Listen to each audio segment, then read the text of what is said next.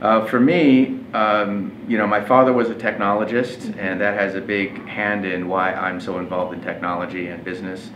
So putting those two things together, basically I try to use technology as a way to bring humans closer, regardless of what the industry is. Here at AVID, it's pretty obvious, I think, that somebody has an idea to create content, in this case music, with the publications you follow, for the enjoyment and pleasure of another human. And all AVID wants to do is bring these people closer in a more powerful, in a more efficient way. AVID has a fantastic heritage, 25 years of bringing together the most creative artists in the world with the people who want to enjoy what they create. And that's a very exciting place to be. However, the industry is changing pretty rapidly. The digitization of the connection between how we all live, consumerizations, whereas consumers now dictate how and when they're going to listen to what we create or watch what we create. And so it's causing people like AVID to transition its own business. And I think AVID has a real chance to show people how we can actually use these changes in the way we live and technology to bring us closer faster. And that's what got me most excited.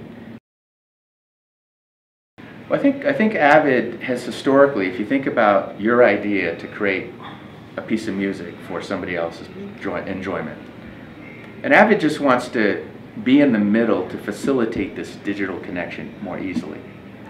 AVID historically has participated early in the creative side, where the really artists live. But these artists recognize now that this connection is digital. These steps can be automated so that they can get to the consumer faster and easier.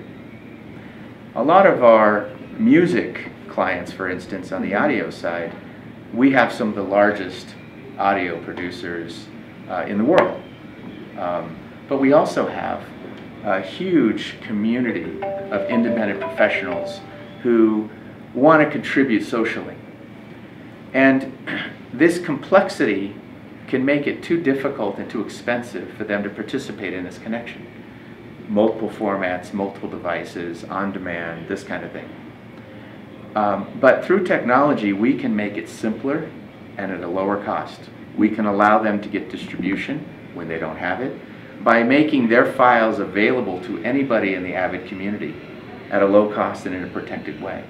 So I think where you'll see AVID go now is to build on the creative tools that it has supplied to our community and expand that so that you can protect the asset, you can repurpose it, you can optimize it, and ultimately allow for consumption through the same platform.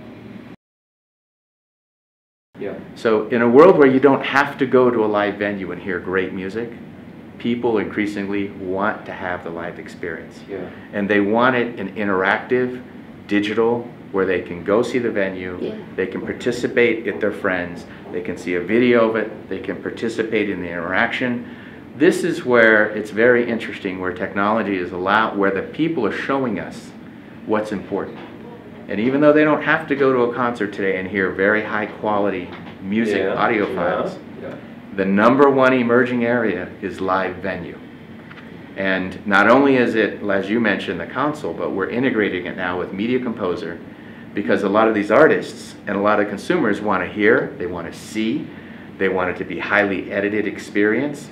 Then they can go on web and interact with the experience. And there's a longer tail for the creative artist to get the most out of that performance.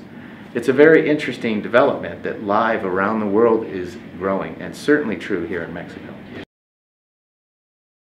So not only do we want to eliminate device management if you don't want to deal with it, we also have to cut down on the training so that it's just intuitive, it's ubiquitous. For people who professionals, they should get it. You know, you don't have to go to, I have a company called Scorebig, which is an investment in a company called Scorebig, a reverse auction ticketing, very successful in the US.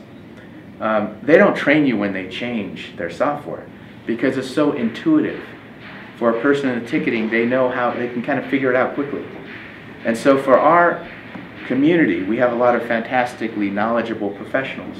We want to make it so ubiquitous that they can figure out what we've done pretty quickly. Not a lot of training involved. And if we can do that, plus eliminate the hurdles if they want, then I think you'll see us do what we're here to do, which is just allow you to come together. And with that lens, you can start to see how we're thinking.